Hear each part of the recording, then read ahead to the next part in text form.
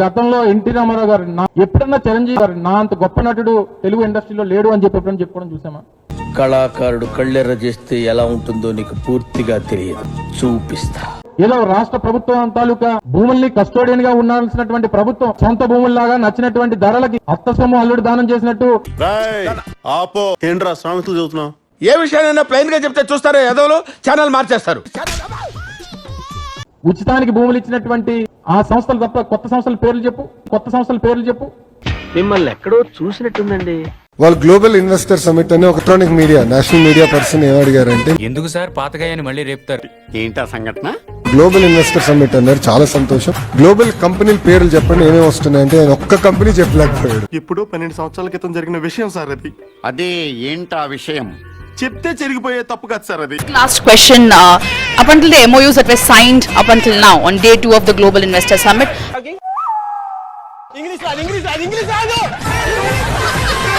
how much percentage of it was with foreign companies versus Indian companies? Sister, no English, only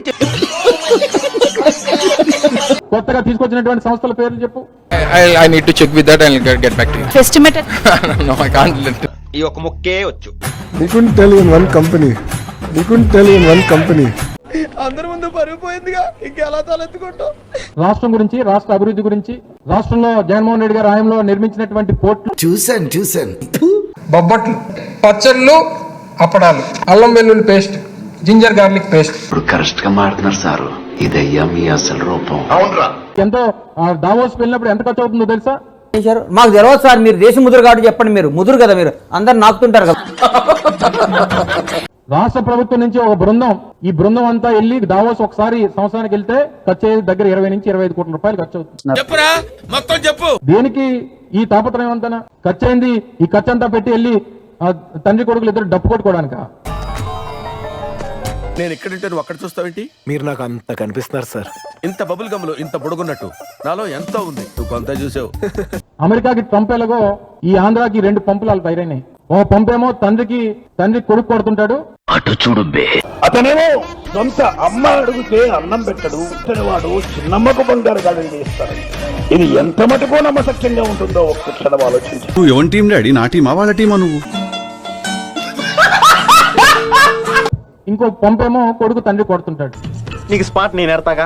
గతంలో కోడిగుడ్డు మంత్రిని కోడి గుడ్డు పెడతది కానీ కోడిని పెట్టదు కదా అన్న. మరి నేను చెప్పింది తప్పుందా? అసలే సార్, మా అమ్మ కూడా అదే అంటది. అప్పటి నుంచి నన్ను గుడ్డు అమర్నాథ్ అని పిల్లడం మొదలు పెట్టారు. గుమ్మడికాయలు దొంగంటే భుజాలు తడుముకున్నట్టుగా ప్రతిదీ కూడా వాళ్ళు ఏమన్నా కానీ నిన్నే అన్నట్టుగా నువ్వెందుకు బాధపడతా ఉన్నావు? మాకు మ్యాటర్ వీకు, పబ్లిసిటీ పీకు తేడా ఉంది కదా. కోడిగుడు మంత్రిని మీరు డావోస్ కి ఎందుకు వెళ్ళలేదంటే అక్కడ చాలా చలిగా ఉంది, మేము డావోస్ కి వెళ్ళలేమని చెప్పే పరిస్థితి మనందరం చూసాం.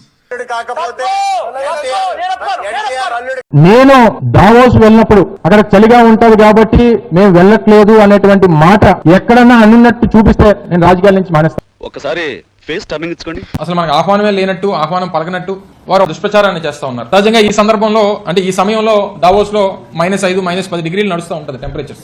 ఎలా చూస్తున్నా? విపరీతమైన చలి ఉంటది.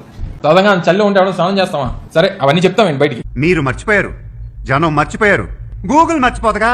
ఇట్టా కొట్టి అట్టొచ్చా. ఊరికే మా వాళ్ళకి ఉత్సాహం కాదమ్మా, కాన్ఫిడెన్స్ ఇద్దామని అన్నాము.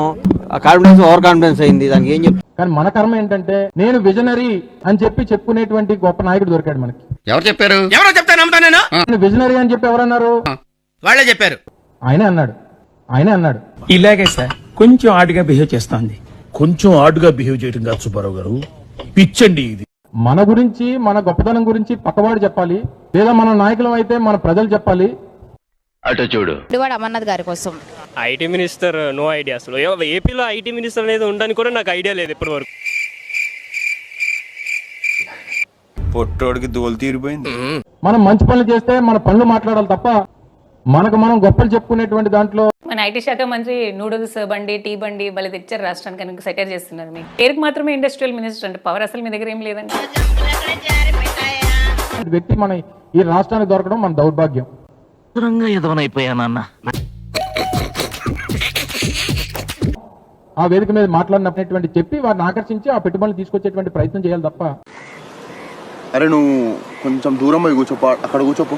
అదేంట్రా అర్థం లేదా ఆ గుడివాడ అమర్నాథ్ గురించి, లేకపోతే మొన్న మీరు ఆడిచ్చిన రికార్డింగ్ డాన్సుల గురించి చెప్తారా?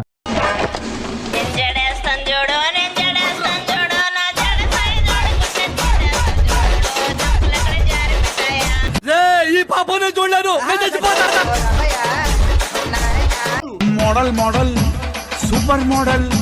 రామకృష్ణ అని అనుకునే ఈ వయసులో కనీసం ఆ మాటలన్నా అనుకుంటే పుణ్యమన్నా వస్తుంది. ఈ మాదిరిగా చేస్తే నరకానికే పోతావు. మీరు ఏది చెప్తే కరెక్ట్ అనిపిస్తే మేము దానికే ఒప్పుకుంటాం. బాబు బయలుదేరి ఇంటికెళ్ళి ఏసి చేసుకుని పడుకో.